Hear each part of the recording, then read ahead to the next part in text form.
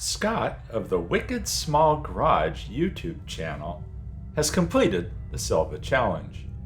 As you may recall, this is the box of stuff that I sent to him, and here's what he did with it.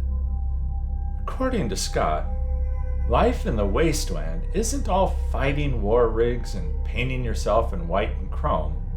There's a lot of downtime.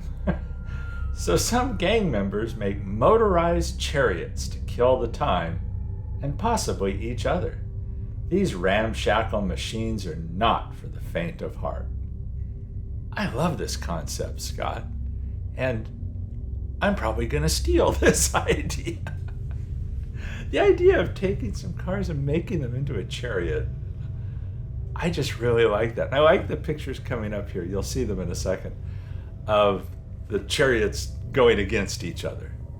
I really like this. And one thing you mentioned that this is your first build in about 10 months, and that you had a good time doing it. And that's what this is all about.